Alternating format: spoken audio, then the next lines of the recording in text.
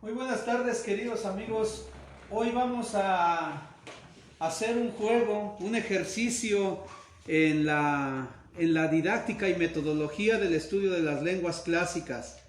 Aquí tengo un grupo de estudiantes, los primeros 7, que estudian latín en la Academia de Lenguas Clásicas Fray Alonso de la Veracruz, pero también el grupo de la maestra Diana Castro Sarmiento, que estudian griego, y algunos alumnos del maestro Porfirio Tepos Coatlayo, que estudian náhuatl.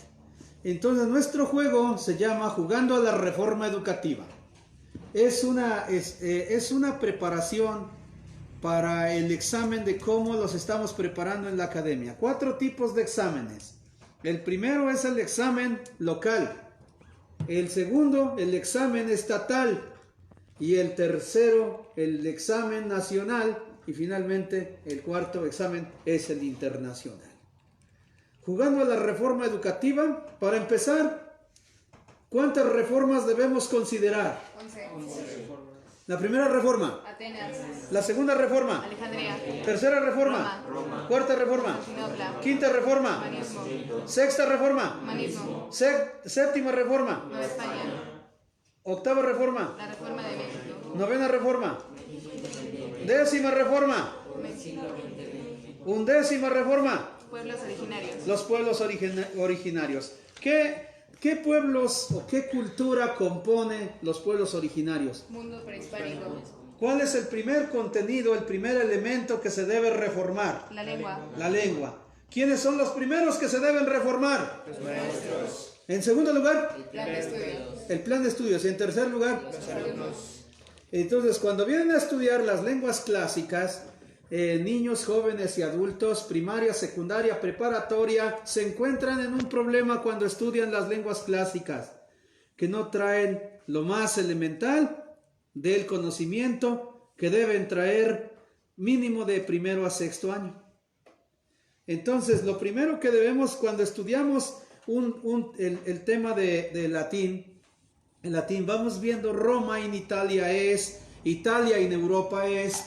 Cuando ya entramos a la ciencia, allí es donde veo que todos se quedan callados, porque le hacen muy bonito cuando yo les digo bonus tibi vesper, me saludan muy bien y dicen bonus tibi vesper, ¿qué me dicen? Bonus tibi sì. Magister, salve magister, cómodo te aves odie, dicen muy bien. Saludan bien, hablan bien, es lo mismo que hace un mexicano. Hola primo, ¿cómo estás? Bien. ¿Qué haces? Pues aquí pasándola. ¿A qué veniste? A la fiesta. ¿Y qué pasó? ¿Y tus amigos? Ahí están afuera, están esperando las cervezas. O están esperando que comiencen a poner la comida para comer. Pero cuando empieza ya el estudio, lo primero que debemos entender en la lengua latina, Roma en Italia es que esta es una oración que se llama ¿qué? Bimembre. ¿Por qué se llama bimembre? Porque tiene 2 miembros. ¿Cuál es el criterio para decir que esta oración se llama bimembre? Morfosintaxis. ¿De qué se encarga la morfología? Las partes de la oración. ¿Cuáles son las partes de la oración en la lengua latina? 8. 8. ¿Cuáles son? Nombre, pronombre, adjetivo, verbo, adverbio, preposición, conjunción. Y entonces, una vez que ya está la morfología, viene la otra parte. ¿Cómo se llama? Sintaxis. Sintaxis. ¿De qué se encarga la sintaxis? Estudiar las oraciones. De estudiar una oración. Y entonces, la sintaxis, ¿cómo la definimos? Formar una oración. Sí, es la recta composición de las partes de la oración entre sí. Entonces, ¿cuántas sintaxis hay? 2. 2 sintaxis.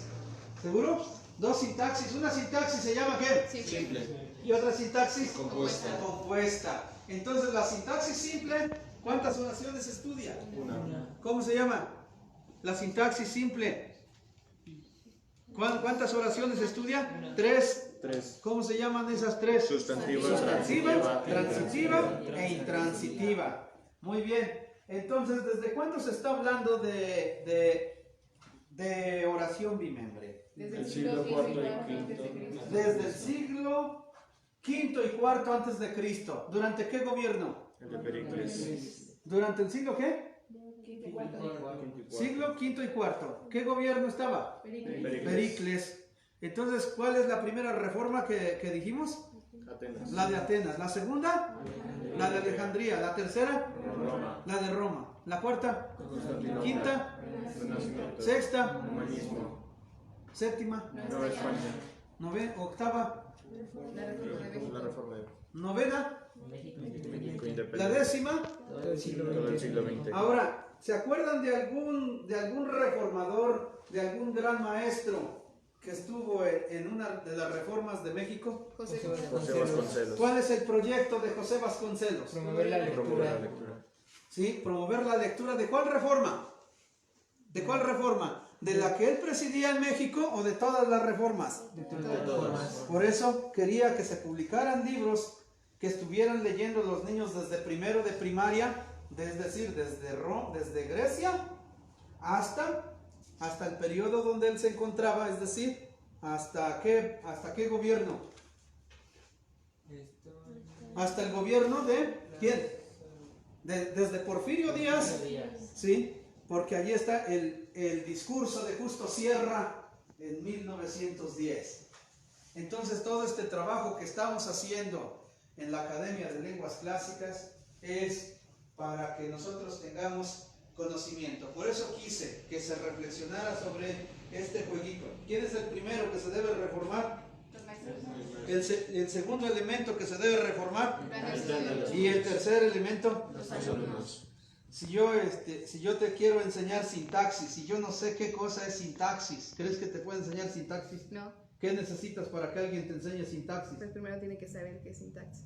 Entonces, si yo te digo, la sintaxis es la recta composición de las partes de la oración entre sí, ya tú lo puedes aprender y puedes hacer sintaxis en latín, en griego, en inglés, en francés, en alemán. Allá está el maestro Porfirio, miren, él es el maestro de morfosintaxis comparada de la lengua española. A ver, alguien pregúntele algo sobre la morfosintaxis de aquí, sobre su experiencia, sobre el contenido. A ver, Jaime, tú que estás ahí cerca de él, pregúntale algo al maestro Porfirio. Sí ha tardado mucho tiempo en hacer la correlación entre las lenguas para los cursos de morfosintaxis. ¿O ha sido natural? No, natural así, pues no, porque cuando uno va aprendiendo la lengua, el papá nos dice una oración, mamá nos dice una oración y no te dice este sujeto, predicado nominal, complemento directo. Ha sido a través del encuentro con la gramática, pero hay que ir más allá, con el humanismo, porque un elemento fundamental de la sintaxis es una palabra que se conoce muy común, la palabra naturaleza. Sí, la naturaleza es el elemento que te va a dar fuerza en la sintaxis, porque como decía hace un momento el maestro Juvenal, la sintaxis parte de la oración sustantiva, transitiva e intransitiva. Mi curso ronda por ahí, camina por ahí. Ya después pues le agregas los accidentes, la semántica, pero el elemento, como dices, para poder correlacionar a las lenguas es el criterio de naturaleza. Y ese criterio tiene que reflexionarse desde la filosofía. Esa es la razón que ahorita está comentando el maestro Juvenal, sintaxis en latín, en griego, y yo puedo decir sintaxis en náhuatl. Hace un momento estábamos haciendo morfosintaxis en el náhuatl, pero con códices. O sea, unas imágenes, y de las imágenes desprendíamos funciones. Era lo que les comentaba hace unos minutos en la clase de náhuatl. Encontramos una imagen, una forma de árboles, y a partir de ahí estábamos pensando que era un hábitat de animales. La función de ese bosque es un hábitat. Entonces, pero nuevamente regresas a esta parte de la morfología y de la función. Entonces la morfología son imágenes tangibles ahí a la mirada en el códice, y las funciones son más pensadas. Si vamos trabajando eso y regresas a la parte de la lengua, la morfología son los modelos, los paradigmas, y a partir de ahí tú obtienes las funciones. O sea, vas pensando las relaciones, es más lógica la sintaxis. Entonces sí, va con el tiempo. Por eso cuando damos los cursos soy muy insistente en que se comprenda la naturaleza verbal, es un aspecto, la flexiología es otro, y la semántica es otro. Y todo eso con un fundamento, yo creo que a la realidad, porque aquí estamos viendo, yo no trabajo la lengua del chino, pero la trabaja el maestro Roberto Carlos. Y hace días que llegamos, estaban ahí, vean ahí sujeto, ahí está hablando de circunstancias temporales, No sé cómo las aplique él ahí en esta escritura, pero si se dan cuenta que sepa que es un sujeto, que es una circunstancia temporal, en ese esquema que tiene ahí de oraciones del chino también está manejando la tesis de la sintaxis. Sí, y bueno, ahí está la respuesta, Jaime. Gracias. Gracias. Pues muchas gracias, maestro Porfirio. También lo que queremos con estos cursos, que se vaya entendiendo la sintaxis comparada, Sí. para que se pueda razonar la lengua y no nada más se pueda ir hablando. Nosotros también en el curso de latín también estamos cantando. Sí. Hoy estuvimos preparando un canto que ya otros grupos ya se saben, pero me dio gusto que los que vienen por primera vez y que además estaban así medios desanimados en una lengua, pues se equivocan. Es como cuando alguien se equivoca de vocación, estudia una carrera que no es la que le gusta, o cuando alguien se casa con una persona que no era la adecuada. Entonces pues va a estar triste, pero ya cuando encuentra lo suyo, ya veo aquí jóvenes cómo se entrenaron en el latín y ya están más, los veo más contentos, sobre todo Alan y Alexis, ¿no? Ya los veo, ya estaban cantando en latín en la mañana. Les vamos a cantar una hermosa composición en la lengua latina, de una canción ya conocida por todos los mexicanos, que se llama Cielito Lindo, pero el doctor Tarcisio Herrera Sapien, que es miembro de número de la Academia Mexicana de la Lengua Española y profesor de latín en la Universidad Nacional, compuso Cielito Lindo en latín. Nosotros ya la estamos haciendo, la estamos cantando en la academia. A ver, decimos: Montibus esperustis caelum bellum vidis scendentes, duos nigros ocelos caelum bellum sese oculentes. Oime, cantan explora, quiadum cantat laetantur caelum bellum omnia cordam. Oime, cantan explora, quiadum cantat laetantur caelum bellum omnia cordam. ¿Se acuerdan, muchachos, qué hicimos con esta jeringa? Aquí está el México Independiente. Entonces esto se llama antídoto. Y entonces lo que necesitamos hacer es una campaña de vacunación. Y lo que le vamos a decir, así a todos los que no nos conocen, es el lema de la campaña de vacunación: los voy a buscar, los voy a encontrar y los voy a vacunar. Y una vez que te vacunen y tú entres a la clase de alemán, a la clase de inglés, de francés, de ruso, entonces, y comience el maestro a hablar la lengua, ya cuando salga de la diversión de que ya está hablando latín, ya está diciendo: salve, amiche, Salve, magister. ut vales, Felicite, magister. cuides nomen tibi, Dios es hombre mío.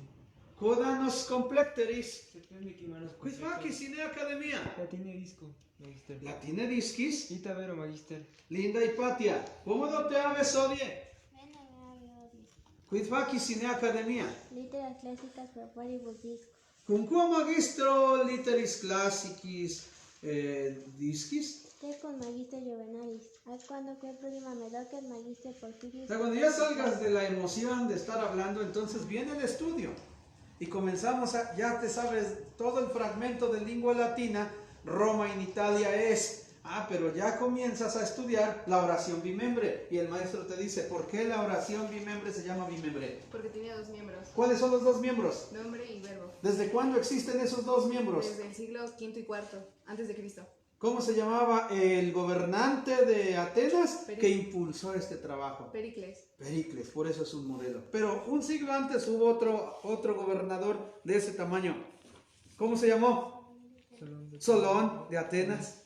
También el primer emperador de Roma, que era un hombre culto, se interesó por este estudio. El emperador, ¿cómo se llamó? Julio. Octavio César Augusto. 41 años en el poder estuvo.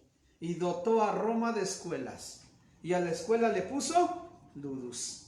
Y por eso la Academia de Lenguas Clásicas se llama Ludus. Y entonces, lo primero que reformó, cada uno de esos reyes, cada uno de esos gobernantes, para que su pueblo saliera de la barbarie, ¿qué fue lo primero que reformó? La lengua. La lengua. Muy bien, Diego. Reformó la lengua. Entonces, lo primero que tenemos que hacer en el país es reformar La lengua. la enseñanza de la lengua española. Pero antes de reformar, es decir, antes del plan de estudios, ¿cuál es el primer elemento que debemos reformar? Los maestros. Eso es lo que quiere decir reforma. Volver ¿a qué? A formar. Volver a formar. Entonces tendríamos que hacer grupos, maestros jóvenes, que tienen entre 25 y 35 años, un grupo.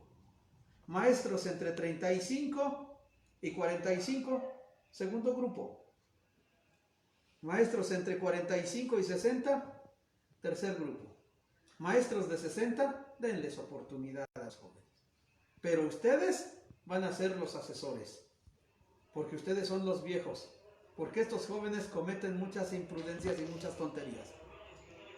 ¿Sí? Ese es el trabajo que estamos haciendo. Entonces, este centro de estudios no es de gobierno, este centro de estudios es privado. Ustedes ya lo entendieron, ¿no? Que sí es privado, porque cuando viniste, Diego, pagaste tus colegiaturas, ¿no? Sí, pero tienes esa oportunidad de reformarte. A ver, Diego, ¿y cómo te sientes así? ¿Qué les compartes a todos los amigos de este trabajo? Pues sí, pues, los invito a que se animen, o sea, a estudiar la lengua latina, porque realmente cambia tu vida, cambia la forma en la que ves las cosas y le das otro valor incluso a tu misma lengua. Ves que es más rica y aprendes sus raíces. Es muy enriquecedora todo este estudio. Le pregunto a Diego porque Diego es de los pocos que vinieron no por las redes sociales. Casi todos vinieron por Facebook, por internet. Pero a Diego, él solito lo dice. ¿Por qué viniste, Diego? Me trajo mi abuelita. Lo trajo su abuelita, lo trajo su abuelita. Y vean, las abuelitas son las que me están escribiendo y me están hablando, porque muchas abuelitas me escuchan en la HR y muchas abuelitas pues ven los programas de televisión donde estoy promoviendo esto, pero la mayoría de la gente viene por las redes sociales. Por las redes sociales tenemos incluso presidente, pero también por las redes sociales va bajando la democracia del mismo presidente. Gracias a las redes sociales tenemos presidente. Y este tema lo está estudiando mucho China. Por eso China quiere quitar las redes sociales. Ojalá no las quiten. Entonces hay que darle mejor uso a las redes sociales. Y en las redes sociales hay que estudiar esto. Invitar cuántas personas nos están viendo de este tema. A ver, pregúntense los que nos están viendo. Tú, estudiante de primaria, secundaria, preparatoria, si entiendes lo que es una oración bimembre. Porque la oración bimembre es la que más se usa, ¿verdad, maestro Porfirio? Sí, es la base. Es la base. Y la oración bimembre ya les quedó claro que desde cuándo está en Occidente. Desde el siglo IV antes de Cristo. Hay un crítico muy fuerte del sistema educativo mexicano, pero está siempre ha sido de izquierda, pero está siendo asesor del presidente de la República, Enrique Dussel. Él dice que toda la educación en México, el 99% de la educación en México es eurocentrista. Pero él mismo presume que estudió en Alemania, que estudió en Italia, que estudió en España, y que sabe griego, y que sabe ruso, o que sabe inglés, francés y alemán. Entonces, ¿a poco no es eurocentrista él? Pues claro que sí es eurocentrista. Entonces, Europa tiene buena formación. No hay una reforma hasta ahora que se haya hecho en el mundo más fuerte que el Renacimiento. Porque el Renacimiento, ¿a dónde regresó? A Roma. ¿Y regresó a dónde? A Grecia. Y como no podía evolucionar el mundo, entonces fue a Grecia y a Roma, y primero, ¿qué renovó? La lengua. Primero renovó la lengua. dotó de escuelas y de buenos maestros. Primero ellos se reformaron, después reformaron el plan de estudios y al último reformaron a los alumnos. Y después del Renacimiento no hemos encontrado otra reforma de ese tamaño.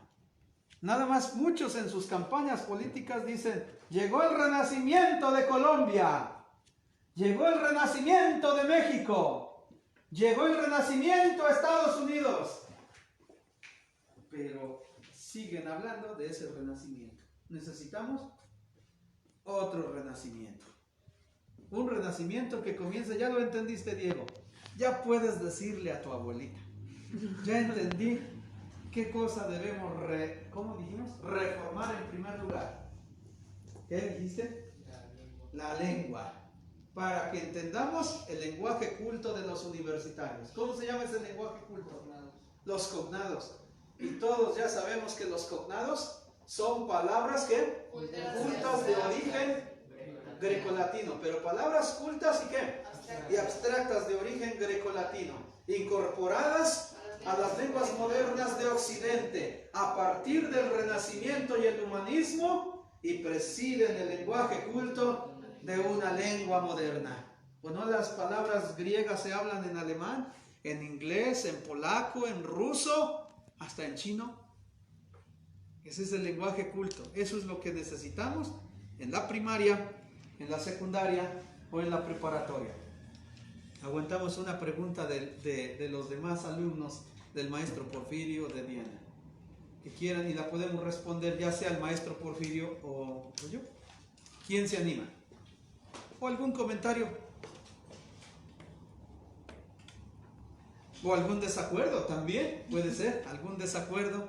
¿Sí? ¿Quién dice? ¿Algún comentario? Miguel, ¿te animas a dar un comentario? Tú ya estudiaste las lenguas modernas en la universidad. Claro, pues sinceramente, con respecto a lo que se comenta sobre la unión de las lenguas antiguas, latín y griego, de ahí se derivan por las nuestras, ¿no? Independientemente del área que uno se especializa, yo soy especialista en francés, entonces muchas palabras del latín pues que recae sobre el francés, y también recae sobre el español, que es el idioma que hablamos actualmente, ¿no? Compartiendo un poco el náhuatl, que es un propósito personal que yo me puse.